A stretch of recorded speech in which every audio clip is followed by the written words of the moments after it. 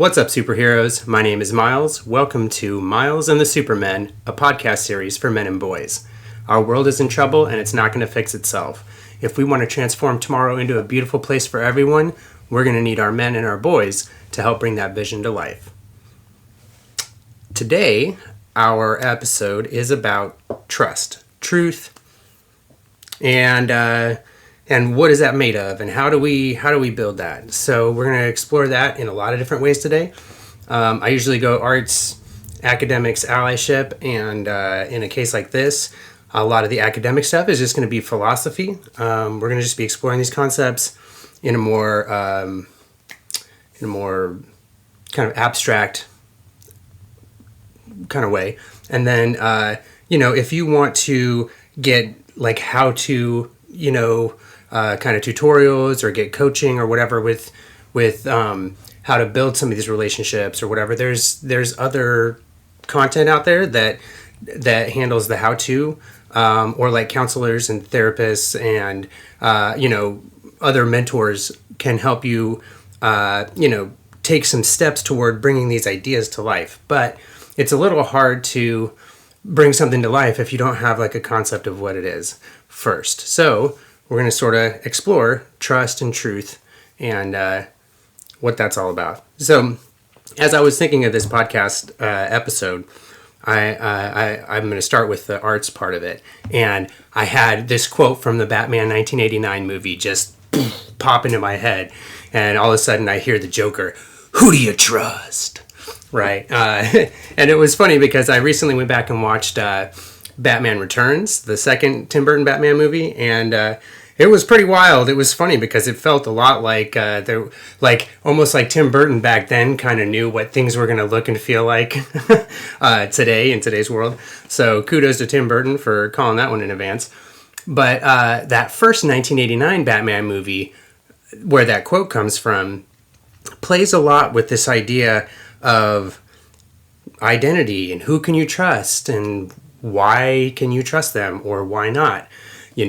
Why do we trust our government, or we trust this company, or we trust this person that we see on TV, or we trust a friend or a partner, is this, when is that trust misplaced and when is it not? And what happens if we don't have good trusting bonds, And so I think for whatever it's worth, those movies really explore that in an interesting way. And Captain America, his whole arc through the MCU up through the Infinity Saga actually really plays with trust and truth in a very interesting way as well.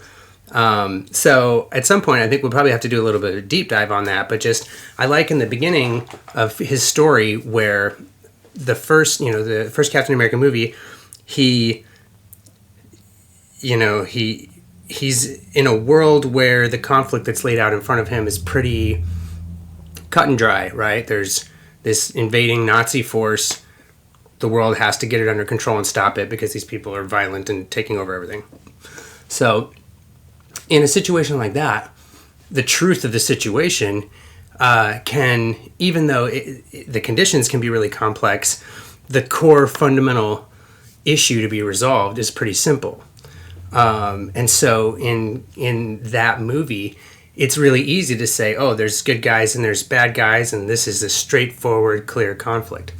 And then as his story goes along and we see him in the Avengers, now he's in the future and there's this whole complex world with aliens and skyscrapers and stuff, where like there was a little bit of that back when he was first, coming up, but now almost 100 years later, like everything is just dialed up to 1,000, right? There's a guy who walks around in an iron suit and there's a god of thunder. Like, stuff's weird now, and so I think that rattles a lot of what truth means to him, and they grapple with that a little bit in the Avengers, but then it really gets dialed up later. In the next Captain America movie, he has to confront the complex moralities of like this idea of like what America was when he was growing up and what it meant, what the idea of America meant versus the reality back in the 1940s.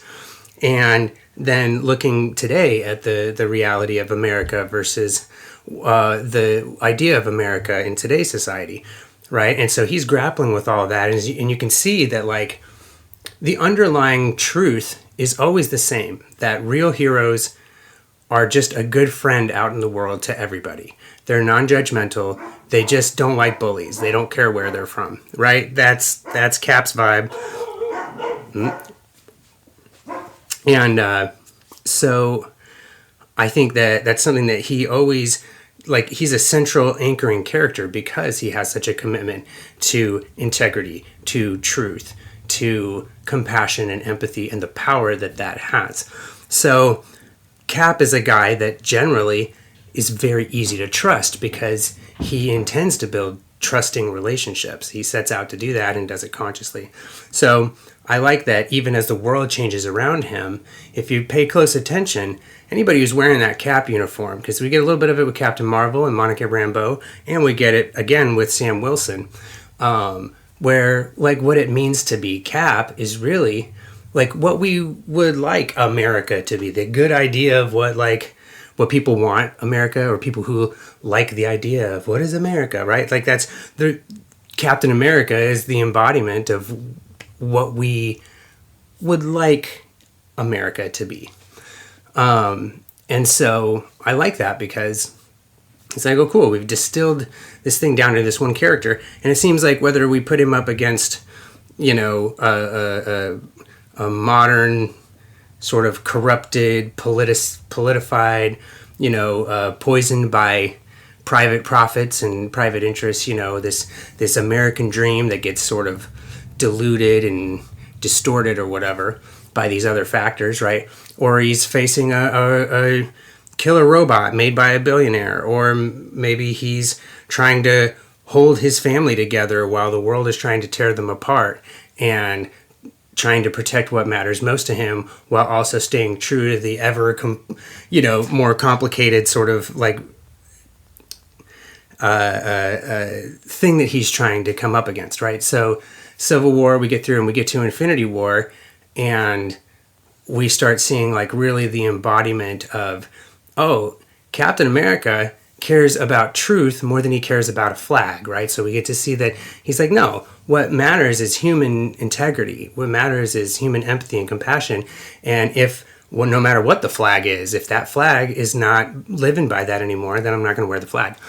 And so I love that. He makes that statement only to come back and finally again in Endgame sort of reassert, well, what if we did reclaim what an idea like America is supposed to be, you know, and if we want to think of it like that, you know, and all the while, this truth and integrity is something that he grapples with, and the closer he holds himself to truth and love and compassion, the stronger he becomes. So much so that at one point, spoiler alert for Avengers Endgame, he actually is worthy to wield Mjolnir, Thor's hammer, and does so in like the coolest way, and takes on a godlike, unstoppable being of just cruel inhumanity.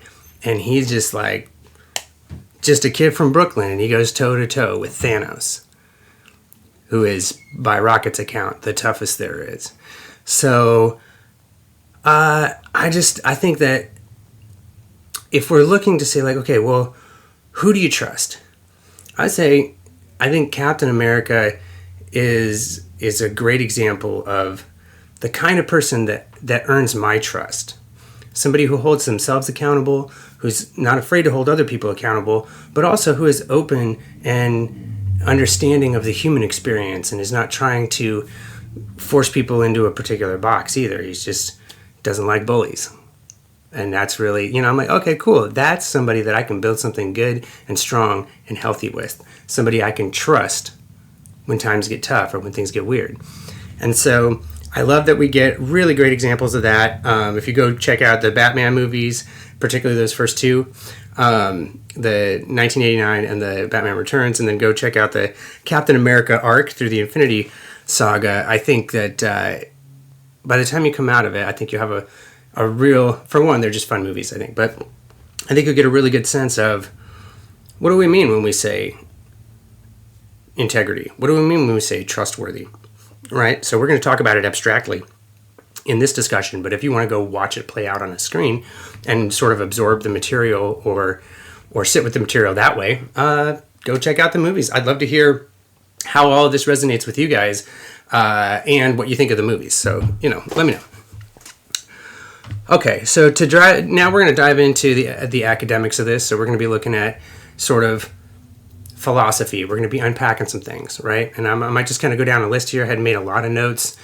So we'll see kind of how the discussion flows. But if nothing else, we might just have little snippets. So first things first, what is truth? And it seems like a big abstract concept, right? And so this is sort of what I do. Part of my superpower is taking abstract ideas and finding ways to make them digestible and understandable. So I heard in a TED Talk recently, and if I get a chance, I'll try to look it up and find whoever it was. But this guy talks about big T truth versus little t truth. And I love that distinction, right? So before we can really talk about big T truth versus little t truth, I want to touch on this one idea of fidelity of thought, right?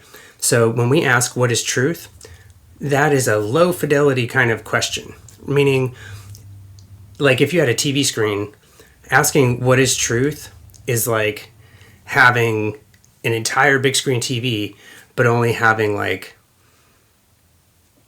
20 or 30 pixels, right? Even if you took a picture of, a beautiful sunrise or whatever, or better yet, if you took a picture of like, I don't know, the Eiffel Tower, right? And it's a really high detailed picture. And so fidelity of thought is like when you have like a TV screen, right? And there's different levels of high definition, right? So there's 480p, which means there's 480 pixels. I think so the point is there's 480 pixels make up that image.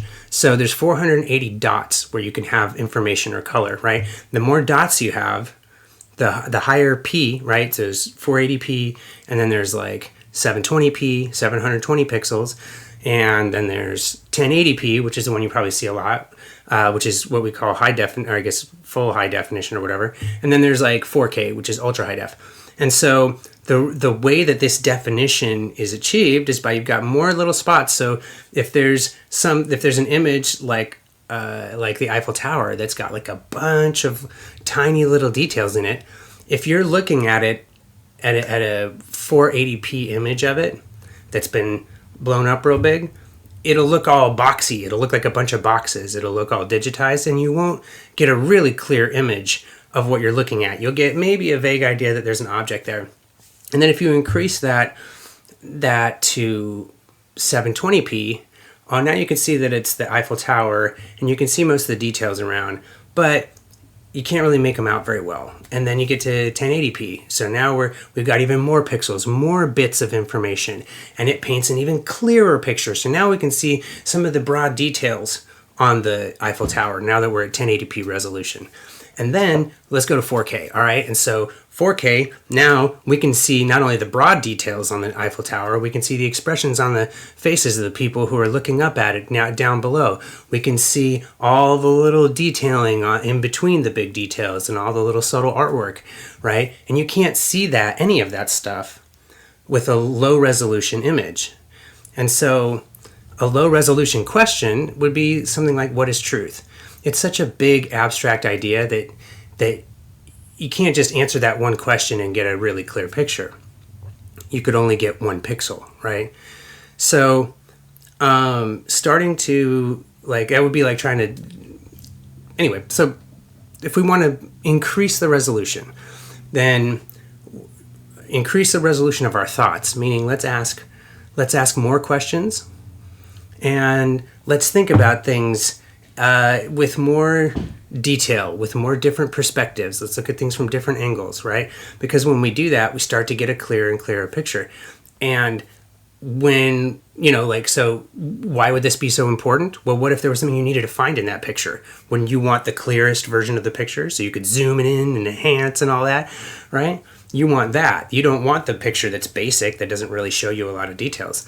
And so we can do the same thing with our thoughts. We can have thoughts that are very low resolution thoughts, or we can be thinking about the same subject, right? Just like with the Eiffel Tower. It's the same Eiffel Tower. You take the picture, of the same object, but with different cameras that capture different pixels, then you get different images of the same subject. And the person who's got the really high definition image is going to find more details and extra relationships and dimensions and so on and so forth, that low resolution image just will not give you those details. You can't figure that stuff out, even if you know basically what you're looking at. Oh, this is the Eiffel Tower, this is the Eiffel Tower, but these two images are very different.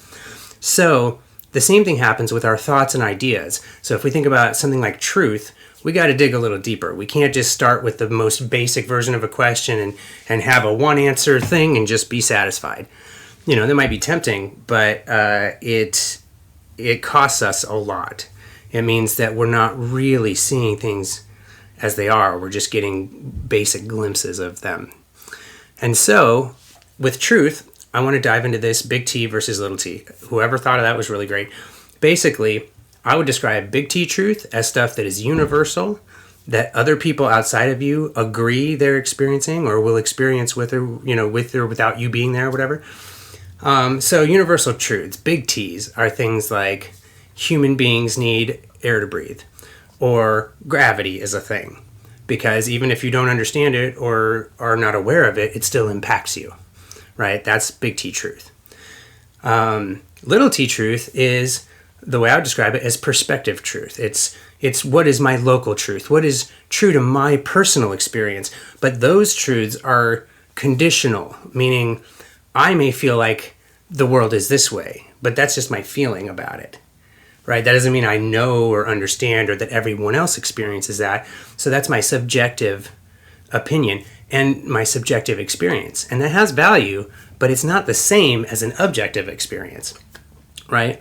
So that understanding, like, big T truth is stuff that applies to broad things or applies under all circumstances, or, something big like that, that it doesn't change depending on what country you're in, or it doesn't change depending on what your identity is or whatever. It just is. These are just truths of the universe. Some of them are like physical things. Some of them are like human beings. Like, for instance, our brains don't develop properly, and so on, if certain things happen to us, right? If we're not able to expand and explore certain things with our brains, or if we get injured in some way, mind, body, or spirit, it literally changes our brain chemistry and stuff. So, like, these things have an impact. And so understanding that, like, my experience of a thing is my small t truth, or someone else's experience or their thoughts or their opinion is small t truth. And sometimes my small t truth may line up exactly with a big T truth. And sometimes it'll line up a little bit, or sometimes not at all, right? And so sometimes when our real world experience doesn't line up at all with our experience, our personal experience, then that's an indication that maybe we're having an issue grappling with truth within ourselves. I'm not connected with reality in some way. So that's something that can be revealed, and that's a weakness that keeps us from being able to make things that we want to make happen, right? That keeps us from being able to see things that might hurt us or hold us back. It keeps us from connecting with other people and feeling safe and secure. So being able to recognize big T truth, being able to recognize little t truth, and understand that they sometimes line up, but they don't always line up, and they have a different impact. It's important to not confuse the two, is what I'm trying to say. As far as truth regarding mind, body, and spirit, I want to dive in a little bit to this, because when it comes to truth, we can't just measure it. Like I said, we can do big T truth and little t truth, but we also have to think of things like in terms of trust. if we want to trust somebody, then we have to consider whether or not we can trust their mind, trust their spirit or their energy, and their body. So what does this mean? So if I go to a doctor, right, to help me fix a broken arm, right, I'm trusting that they have the competence, the mind, that they know what they have to do. They know how to read the situation properly. I'm trusting that they have the knowledge to understand what they're looking at when they see my broken arm, and that they have the knowledge to understand how to repair it in such a way that it will heal so I can use it again. So I'm trusting that a doctor knows these things. That's the first thing. But even if the doctor knows these things, what if they are experiencing a crisis at home and are intellectually capable, but are emotionally distracted and not paying attention to what's going on in front of them? Or maybe the reason they got into medicine was for the money, or because they got pressured by their family or something, and maybe they're not as committed to the actual well-being of their patients, and they're mostly worried about making money and liability. So that energy changes the way they do the job. What if they have certain biases against somebody like me? Can I trust that they will put aside their biases and treat me with the care and professionalism that I am trusting them to? Or do they allow their emotional feelings to get in the way and are no longer trustworthy with their intentions? And then so these are the kinds of, and it could be a billion different things. I just want to use that as an example. So that's one level of trust. Do I trust your competence? Second, do I trust your state of consciousness? Are you with me? Are you against me? Are you in the moment, or are you distracted? You know what I mean? Like how are you showing up to this thing? And then the final element is, are you capable? Sometimes somebody may have the right intentions and they may have the right know-how, but they may not have the right tools or skills or access to the resources they need. Or, somebody may have the ability to help physically and may have access to what they need. They may have the intention to help, but they don't have the know-how. So you can trust somebody's intentions without trusting their expertise, right? Or you can trust their expertise, but not their intentions. Or you could trust their capability to follow through, but not their intentions. So all of these different elements go into whether or not you can trust somebody. This also works with ourselves, whether or not you can trust yourself, right? And so there's a few sort of things like there's a few sort of ideas that we can sort of have in our toolkit that kind of help sort out, well, how do I trust somebody? How do I tell, whether or not someone's intentions are trustworthy, whether or not I can count on them to know what they're doing, whether or not I can count on them to be able to follow through and do the right thing, right? And so some of the things that we can do to sort of make some of this stuff more clear and have it not be so busy and confusing is we can separate objectivity from subjectivity. Again, like big T truth is objectivity, little t truth is subjectivity. Objectivity is true whether I like it or not. Subjectivity is how I feel, whether it's true or not, right? And each of these is important, and they play into the equation as much as the other one, but as separate elements that that interact with each other. So we can't just fold them together or confuse them, because they're different parts of the equation. One of the big things that I think a lot of people who have privilege and blind spots tend to have an issue with is this idea of intention versus impact, right? Meaning, I wanted to try, I was trying to do this, but this happened.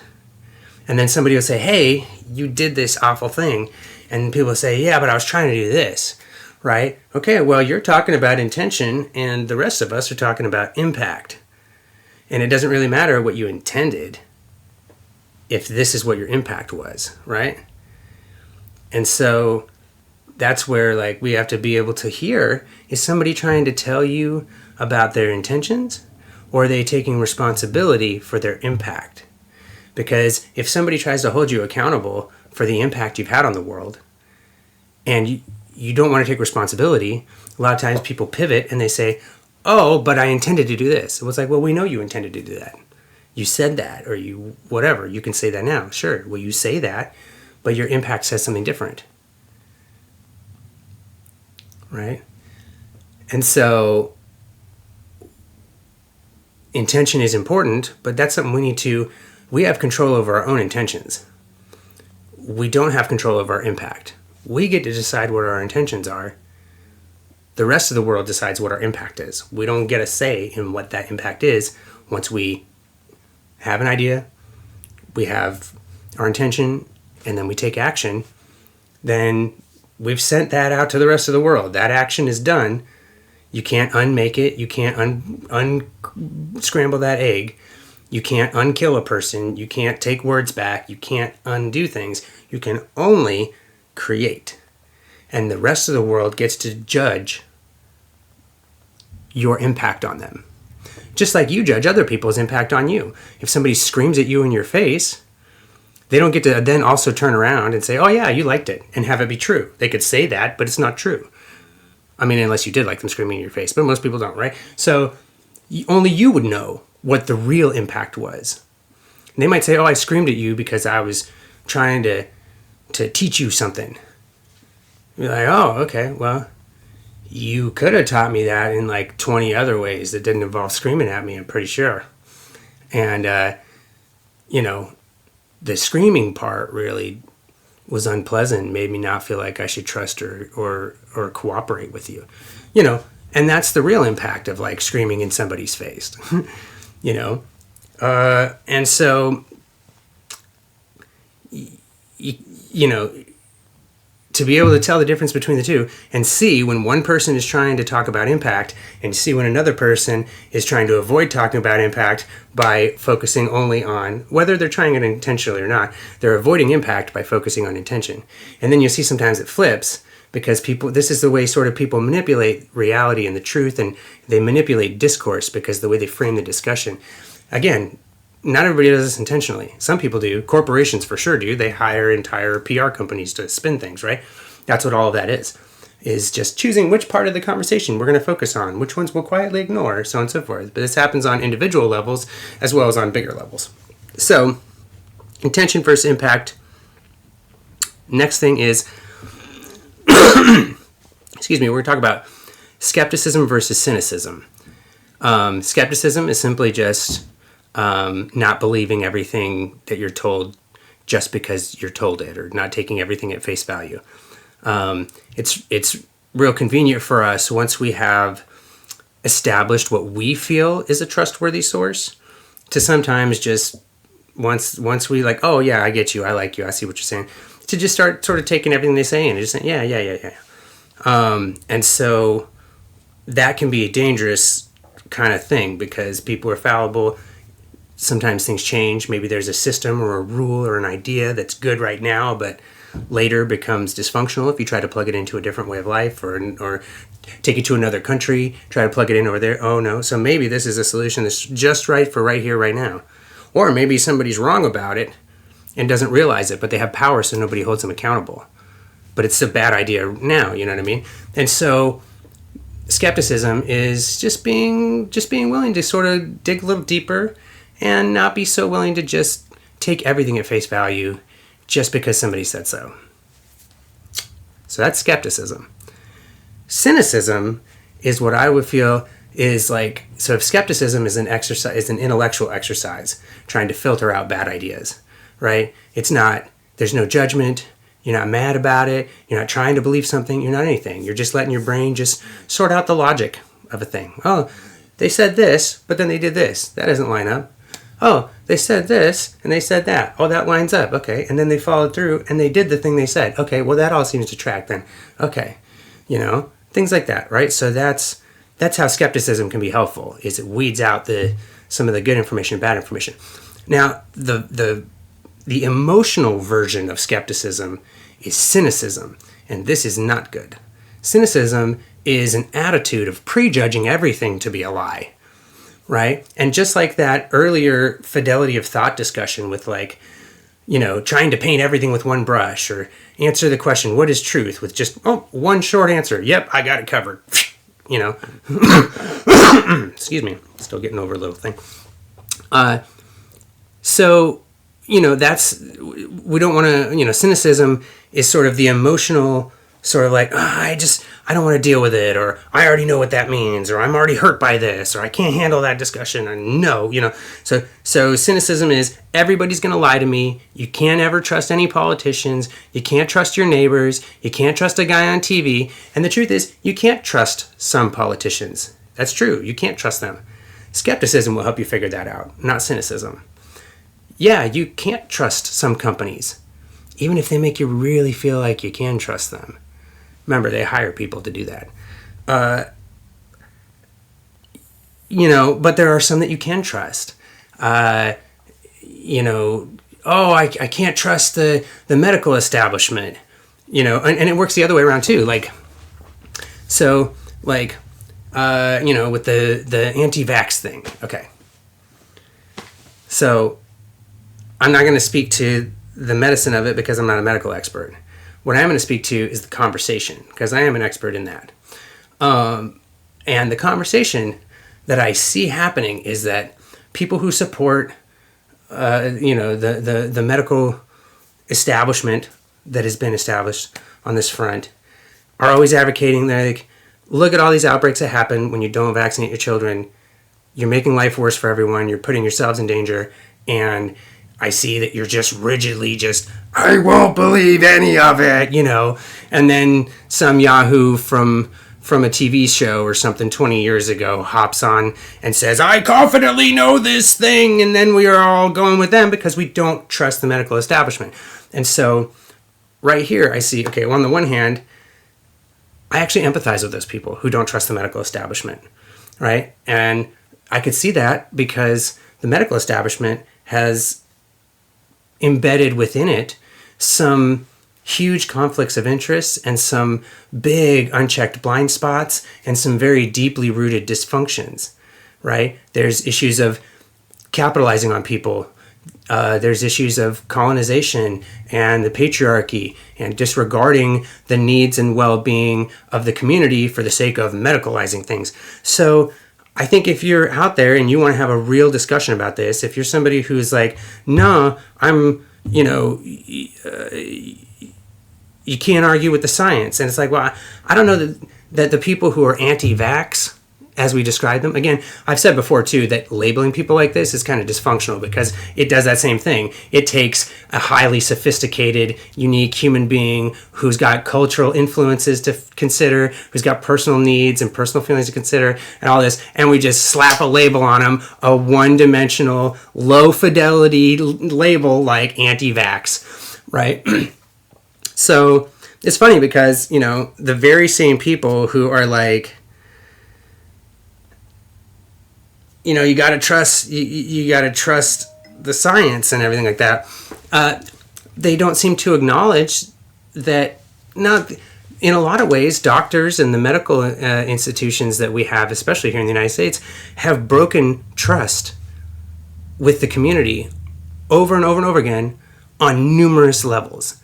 So until the medical community is willing to truly reckon with what they've done, the impact they've, again, our intention is to provide good medicine in a weird capitalist, predatory, parasitic kind of relationship or situation, but whatever, we're trying to do good science, we're trying to help people or whatever, but we don't acknowledge the fact that the system we're working in is actively killing people, is denying them care, is doing all these things. Like, so you gotta, I think it sounds a little silly when you're trying to ask people to have blind faith in a system that is constantly abusing people and letting people down and failing compared to what other people have figured out elsewhere in the world.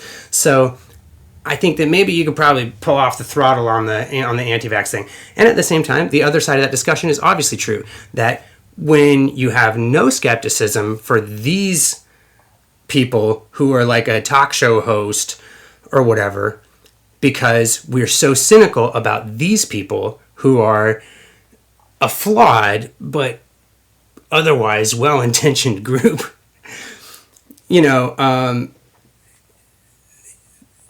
You don't do yourself any services. Right now, you just open yourself up. So if somebody can get you to feel cynical about the medical establishment, then they can con you into whatever else they want you to do. Because when we allow ourselves being manipulated emotionally and make our choices based on things that get us charged up, if people can get you riled up, they can get you to make mistakes. Right? Because if you're thinking with your emotions, you're thinking reactively, and you can be made to react in certain ways that corral you into a certain situation that then somebody or some entity that is bigger than you and intending to prey upon you is easily able to do that. So skepticism makes us vulnerable. Skepticism makes us stronger because it is a way of forcing more clarification before you make a decision. Oh, I only have a 480p understanding of vaccines. Before I really form an opinion, I need to get a 1080p understanding of it, right? Until then, I'm going to withhold all my opinions and my feelings because I don't know enough to make an informed opinion, and I'm not trying to get it wrong because I don't want to get it wrong if I'm doing other things like heart surgery or merging on the highway. You don't want to get it wrong because bad things happen if you get it wrong. So I don't care what the answer is. I just want to get the right one so I understand what information I'm trying to work with and I can make an informed choice. That's the whole point. So, and this works both ways though. I use the vaccine thing because I see how people are vilified for being afraid to listen to the medical establishment, and at the same time they listen to these crackpot people, and so like we have 100% skepticism for this one group because of our cynical feelings, and then we have no skepticism for this other group because of our cynical feelings. And really what we would all be better served is to talk and connect amongst one another and approach both of these points of view with the same degree of skepticism and only allow what gets through to be what gets through. So meaning, oh, the medical establishment has failed on these fronts to build trust. Don't ask for my trust until you've addressed those problems. Oh, on this front, they've got all these big claims. Oh, they don't have any experience, and some weird folks on that side who are like pushing this for what seem to be financial reasons. Oh, that's for my skeptical brain. I don't need to be cynical and just hateful about that. But at the same time, I'm like, oh, obviously these people's intentions are not to help me. They're trying to make money. Or this person wants to be helpful, but they don't really have the background education. Meanwhile, these people have the background education and they want to be helpful, but they are in a system that is hurtful, and they don't understand that by being a part of that system that's hurtful, people can't trust them anymore. But that happens with the police as well on the other side, right? Same thing with the police. So, we can't blindly trust the police, and we can't blindly not trust them. And if you're a police officer, if you want people to trust and accept you, you have to be trusting and accepting of other people, and you got to conduct yourself accordingly, or sorry dude, that's just not how reality works. You're going to be a monster if you act like a monster. What else would you expect? Wouldn't you feel that way? Right? So this stuff is just real, and at the same time on the other side, so you get both of this, and really cynicism fails us, skepticism saves us. Moving on, let's talk about how to build real trust. First of all, you got to check cynicism at the door. We got to check our bad attitudes and our assumptions about each other at the door. The truth is that each and every single one of us is just one out of 8 billion people in the world. Meaning your picture, your understanding of the world is at best 1/8 billionth of the picture. So let's never be confident about our own point of view over the rest of the world. Start there. And then, if we want to build trust, we have to, one, be trustworthy, meaning you can't be lying to people, you can't have shady motivations, and you can't take actions that damage trust. You cannot be trustworthy if you do those things. If you want to trust other people, then you have to give them opportunities to prove that they are competent and that they are conscious with you and that they are capable. You have to give them opportunities, and if they are able to show you that they are trustworthy in these ways, then you can trust those things about them. So some people, I can trust that they're very capable, and I can trust that they have all of the mental stuff they need, so they can physically do a thing, they can mentally do a thing, but I don't trust their intentions, so I don't work with them. because they got a drug problem, or they're really violent for no reason, or they're not reliable and don't show up regularly. It could be any number of things. It's not always a bad thing. It's just a thing, an incompatibility of some kind. So you can trust people on certain levels and in certain situations, but not in others. I would trust, I would trust an auntie to come hug me and help me feel better if I was going through a personal crisis. But I wouldn't necessarily trust her to fix my car. And at the same time, I would trust a local mechanic to fix my car, but I don't know if they're going to be the one to hold me in a crisis. You know what I mean? So different people have different capabilities based on different relationships, based on different situations, and now you can see why it's so important to have high definition.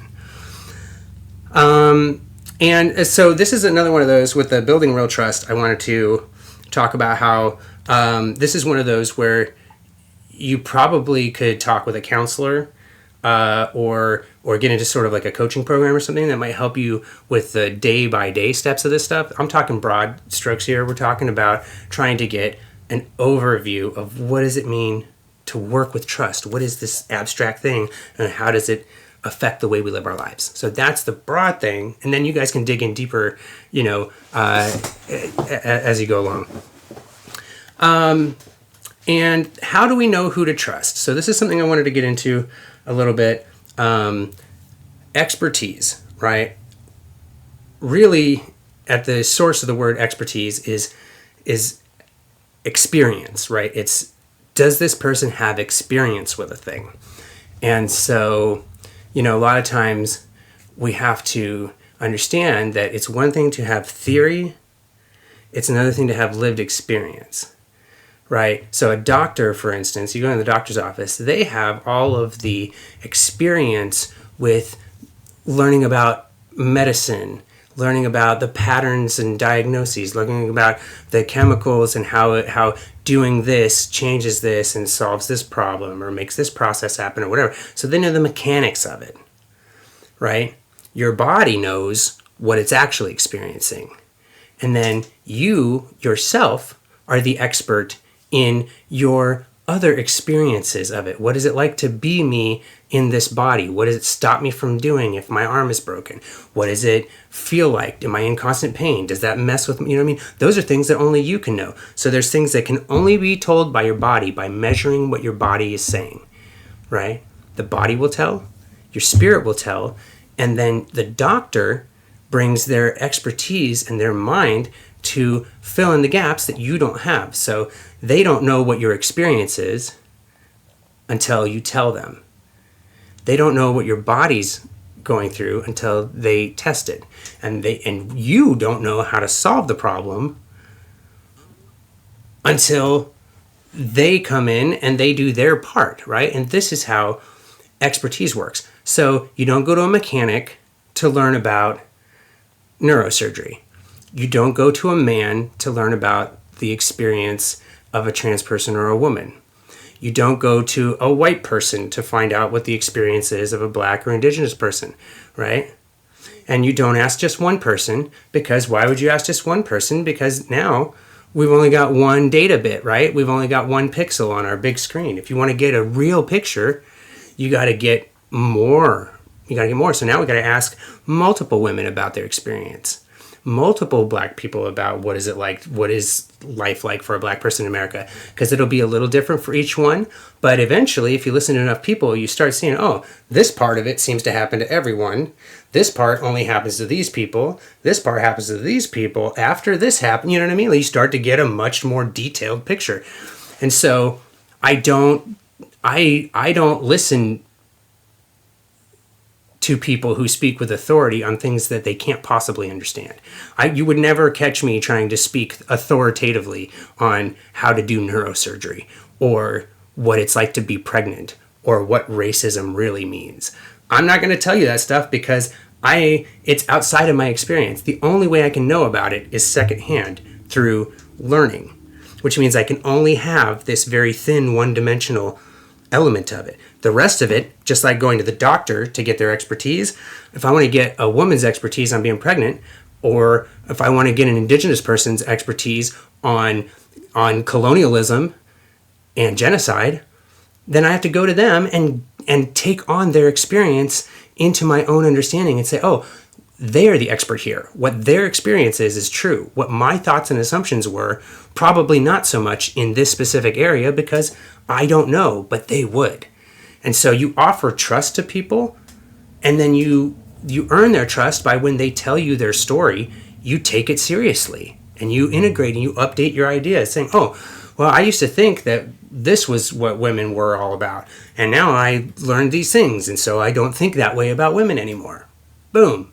Right? And this is how you can trust them, because if you just open up and you say, okay, well, I'm only going to ask you for your expertise on something I know you're an expert at. I'm not going to go to, you know what I mean? So like, I can trust, like, I don't need to trust all of your expertise. I can just trust you about your experience. And so in doing that, I start to learn like, oh, I'm not going to take a white guy's word for what a black woman's anything is. You're talking to the wrong person. It's out of their area of expertise. But I will say this, when I see somebody who's not an expert in a thing speaking confidently about that thing, it immediately disqualifies what they say. Because even if what they're saying is right, I can go to the source, to somebody who does have expertise, and get that same information from a more reliable source. So don't take advice from people you wouldn't want to trade places with, right? And don't let people who are not experts in a thing proudly tell you they're wrong information. Like, you're not doing yourself any favors.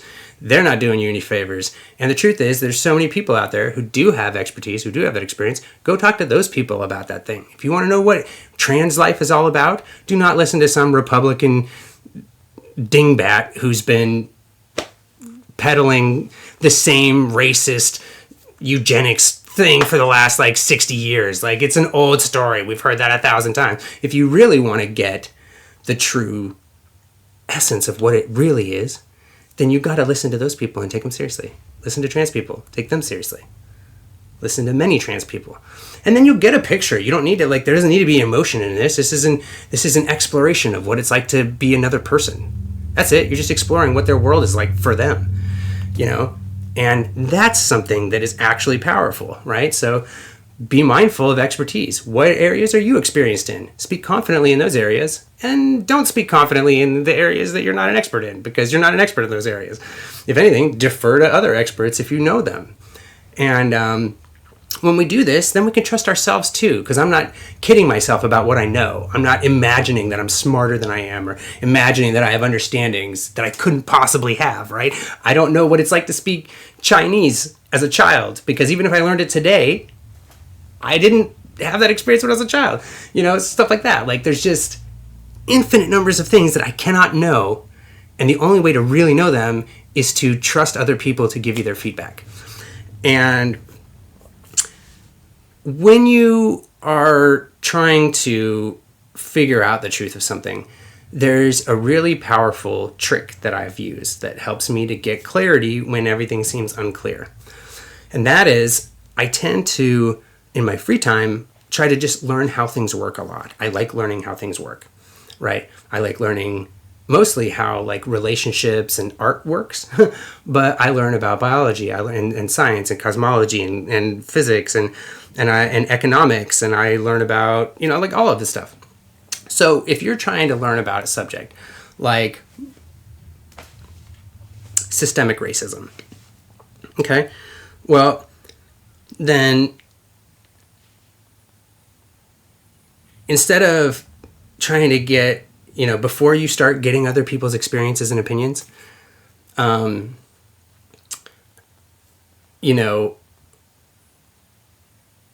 it might be beneficial to learn about what are the basic definitions of the words that people use to describe the subject, right? Familiarize yourself with the subject first is what I'm trying to say. Do your homework. Do your homework on, if I want to learn about rocket science, and I'm going to go listen to some rocket scientists tell me about it. Before I go to them, I'm going to probably do a little bit of my own research on how are rockets made? What do they do? What's the history of rockets? It's not who's used them, were they right or were they wrong, blah, blah. No, that's not relevant. That's other stuff. if I'm trying to learn about how rockets work, I'm going to learn about how do they work? How does the engine work? What does it run on? All those things. What's it made out of? And then when I've got people telling me this stuff, I've already got a basic kind of understanding. And so if I watch 5 videos on YouTube and I've got a basic understanding of how like a rocket works, and I get to the 3rd video and I've learned a bunch of stuff, and the last 2 videos were like really informative and it was really cool. And I get to this video and this person is like confidently telling me stuff. And then it's like, but even the basic stuff I just learned about how a rocket works doesn't apply here. And then I find out this person actually, they're not an expert. So one of the ways you can filter out bad information is by understanding how things work. So nobody can lie to you, whether they're doing it on purpose or whether they're just misinformed. If you understand how things work, a lot of times, people who don't know what they're talking about, you can tell right away because they don't get it. I don't know. It's like when you know. If you know how to play guitar and you hear somebody talking about music and everything they're saying is wrong, it's like, oh, well, then I don't need to trust you where music is concerned. And so that's a way that we can prevent ourselves from getting duped or getting the wrong information, is just by learning about how things work. Do it regularly, follow your passions, follow your curiosities, and if it's something that's important, learn about how that thing works before you start getting people's opinions about it. All right. Okay. So vibes. Vibes is another important element. So in art, we might say one thing. So in poetry or in music, right? I'll write song lyrics or whatever. And as I'm writing a song, I might have a musical idea and it's like the music kind of feels like, oh, maybe it's really upbeat and fun music. But then maybe what I'm thinking about as an artist is I want to have a conversation with my audience talking about, oh, well, this is, maybe this sounds upbeat, but I actually want to say something that is maybe the opposite, saying, oh, even though it feels upbeat, I think maybe we, even though the vibe feels good, I'm thinking about something sad. And there's a depth to that because sometimes we feel one way and think another or whatever. And so we're complex, multidimensional beings, each of us, right? So what we can do in art is we can play with that space between what I say and think and what I feel and do. And in art, that makes it possible for us to share complex and contradicting thoughts and feelings. But this space between words and feelings can also be exploited in other areas of our lives. So I think that, if anything, this is probably one of the reasons it's so important to understand these different elements within ourselves, mind, body, spirit, because it lets us clearly see what's somebody's actions, what are their ideas, and then what are their intentions. So, if someone talks a good game, but they've got a weird vibe that doesn't match that, it's not usually very surprising if their actions turn out to be something negative, because there's a misalignment. Either they're unintentionally being like, what if they say they're going to do something nice, but they've got kind of a weird energy behind it? It's like, oh, I don't know if I can trust you. And then you find out later, oh, they were scheming to try to take your money, or they were trying to do something that they thought was really important, but you can see, oh, they didn't think it through, or whatever. There's a lot of ways it can go wrong, but reading the vibes and measuring that against people's actions, like sometimes you'll see like there'll be a country that just genocides another country and they seem so like flippant about it and they're just having fun while they're killing children and stuff. And it's like, there's something very off about this energy. So we don't necessarily have to only look at policies and rules and laws and words and what specifically was said, because what happens in between the lines and the actions that are around it all play a role in what the actual picture is. And so for that reason, we also want to we see a problem or we see a situation. We've now been able to ascertain the real truth about things. And now what? Why is this helpful? Because if you want to take corrective action, if you want to make the world better, right? And then we have to be mindful that we don't do something that we so very currently, the way a lot of the big problems in the world are addressed is sort of this: there's a complex issue, and then we try to slap a simple solution on it and then wonder why everything turns to crap. So instead, yes, the world is very complex with 8 billion of us and all this history behind us and all these tools and all these animals and everything. It's a lot. So we're bound to have big, complex problems. But, and it can be tempting to try to solve those big, complex problems with simple, wide sweeping solutions, because it can be really intimidating to try to look at it all and untangle it all. But if we don't think of that as doing it ourselves, as something that we're collectively untangling, and that different people are better at untangling certain parts than others, then we start, now this is not such a big, undoable thing. It's like, solving the problems of the world is actually pretty doable if you sort of just focus on the local element. Local doesn't just mean geographically local. Sometimes it means local to that subject. People who are good at that thing focus on that problem. You don't have people who are good at this thing trying to solve those problems because they're not qualified to solve those problems. And so,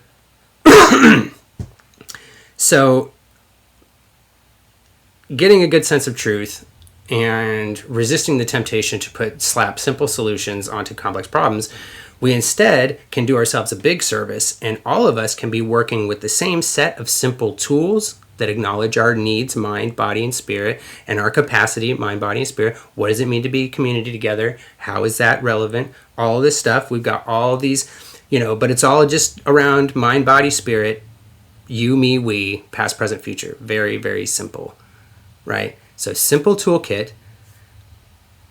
Then we have complex understandings, because we all come together and we form this big sophisticated picture of the problem together.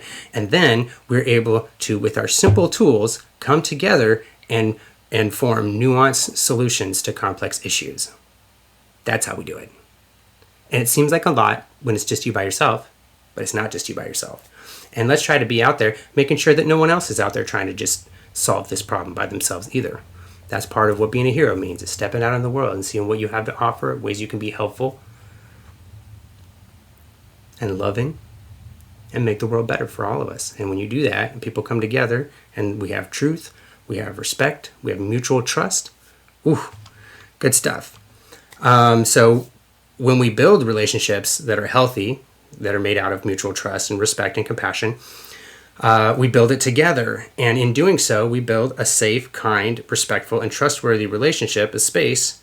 So that's sort of a byproduct of this process of building trusting relationships and being a trustworthy person, is that we build relationships that themselves, then you start feeling a sense of trust.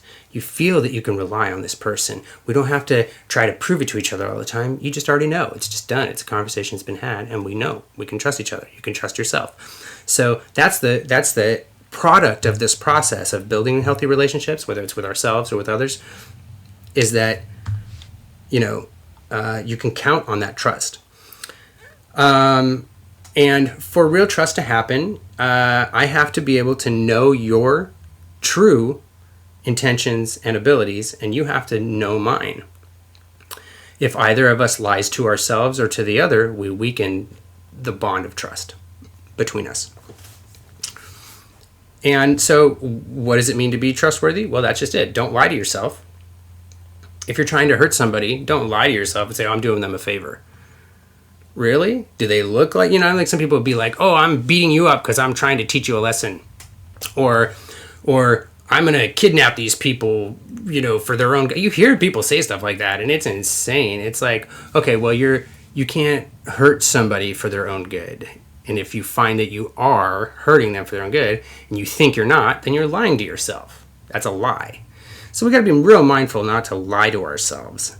And so when we have real trust, it enables us to see the world more clearly, check our blind spots, and to capitalize on our strengths and cover each other's weaknesses. This empowers us to work together in more impactful and sustainable ways. So we got to cut the BS. We got to show up with the intention to connect and be trustworthy And we have to trust other people when they tell us their life experience, especially when it's in their area of expertise. This means that we can build bigger and stronger things together. And for those who subscribe to the biblical canon, this is how the truth sets us free. You know, they say, and the truth shall set you free. This is how it works. This is how it sets us free. All right, so takeaways. We're going to do I'm going to try to just fire these down. We're going to do a few action items, and we're going to wrap this party up. So, takeaways. Big T truth versus little t truth. Let's try not to confuse the two of them. Some of the most believable lies are often made by bending or distorting something true. So, we got to look out for things like telling a part of a truth but leaving out the context, presenting a small t truth as a big T truth, or a confusing perspective with reality. Sometimes people create lies by using true statements but with subtext or actions that betray that truth. So, I'm doing this for your own good is one of those where the thing that's being said, the subtext is, I don't know what's good for you. I just know what I think is good for you, and I don't care what your well-being is. So this is all just about me. I'm doing this for your own good. So that's one of those where like the underlying reality betrays the thing that they're saying. Editorializing, burying a true statement underneath opinions and assumptions, right? So, oh yeah, sure, you said a thing that might have been true in a vacuum by itself, but then we try to paint another picture around it to make it look like it's something different, right? That's editorializing, and that pulls us. We can even start with truth and then distort it and cover it up. And truth can be obscured for many reasons, like assumptions that we make.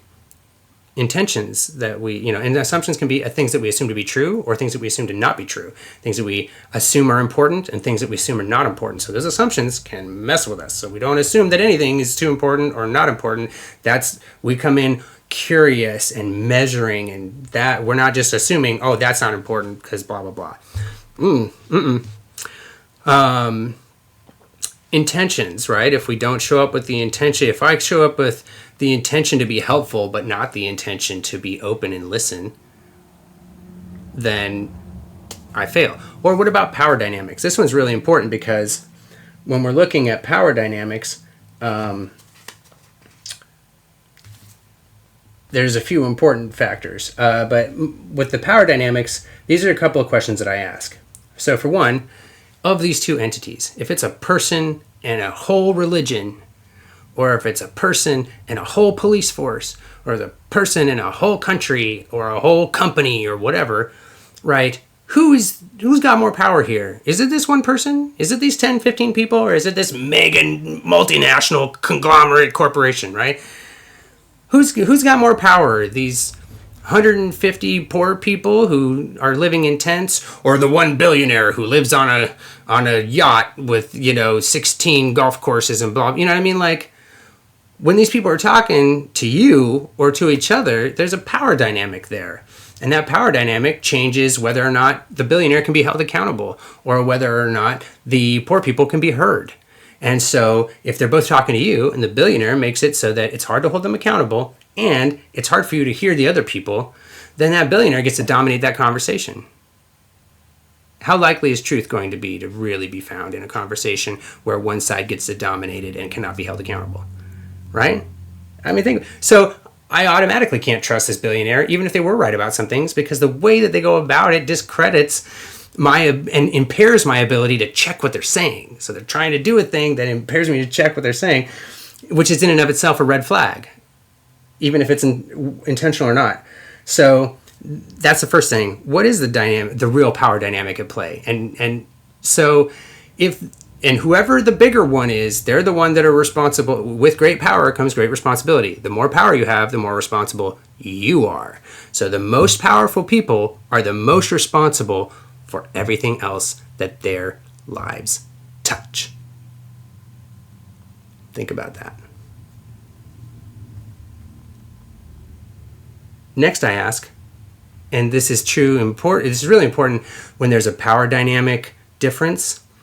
where there's a really big, powerful entity and a much less powerful one.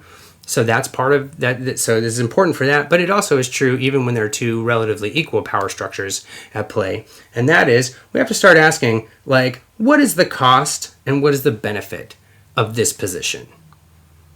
And who benefits? And most importantly, who pays the price and why? All of these questions are important. So if somebody wants to tell you, oh, we're going to fix this problem in society and it's got to go this way. Well, what's the cost of doing it that way? Oh, and what's the benefit? Okay. Now who benefits? Oh, only these people over here. Okay. And who pays the price? Oh, all of these people with their land and everything. Okay. And why them? And why you? You know what I mean? Because then they got to say the quiet parts out loud and you see how full of shit so many people are, you know? So it's especially people in power. So, you know, we got to just be thorough and do our due diligence and ask the meaningful questions so that we don't allow BS to get into our clarity. And finally, a thing that I like to ask is, what is this process going to create? So when somebody's got a great idea or solution to a thing, yeah, okay, I know what you're intending to do. Even if you're trying to do it for good reasons, even if you achieve the goal you're trying to achieve, what else is that going to create? Like, it's not just, nothing like this happens in a vacuum. We're not, you know, things are all connected to each other. So, oh, I solved this one problem. It caused 30 other problems that we didn't want or need. That are, some of them are worse than the problem we solved, but we solved the one problem, right? So that part of the lie there is just disacknowledging the larger picture. And so, you know, lying to ourselves is foolish, and play foolish games, win foolish prizes. All right, action items. Learn about subjects that you don't have, so you don't have to rely on the word of others all the time. Build reciprocal relationships with people in your world, close and far from your social circle, where you practice authenticity, trustworthiness, and empathy together. Practice looking inward to see if your ideas, intentions, and impact all align. This helps us to trust ourselves, and it makes it harder for us to betray ourselves and be deceived. Check your assumptions, check your blind spots, make connections with real human beings, and do so with the intention to connect as a compassionate and curious human being. That's why we want to make connections. So when I tell you to go out and make friends with other people who are outside of your community, you got to understand that you may have some customs or some bad habits, especially if you come from a particular cultural group who has privilege. And if you don't feel comfortable looking at the American privilege structure, you can look at other ones throughout history. Privilege is not the only thing. You know, I love looking at feudal England because that stuff was a real S show. And, you know, hierarchies upon hierarchies. So if you want to see how privileged people look and act and whatever, you don't have to look at it today. It works the same because we're still human beings, but you can look back at, you know, feudal England if you want. That's a really fun one because they're crazy and awful. So anyway,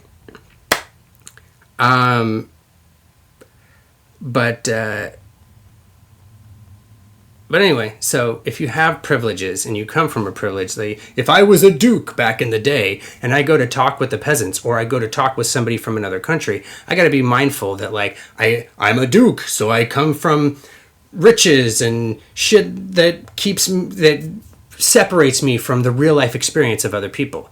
So if I'm talking with other people, I got to be mindful. Oh, I might do or say something that's simple to me, but may represent a structure that's crushed their family and ruined their life, you know? So maybe I should be mindful of the big, huge systems that run over people that I happen to sit on top of when I'm interacting with these people, and just show up with an extra little bit of empathy and an extra bit of curiosity. That's it. You don't have to change who you are fundamentally or anything like that. Just check yourself a little bit and be willing to sort of empathize with other people and feel them for their experience, and don't put your shit on them. You know what I mean? Like it's easy. It's easy.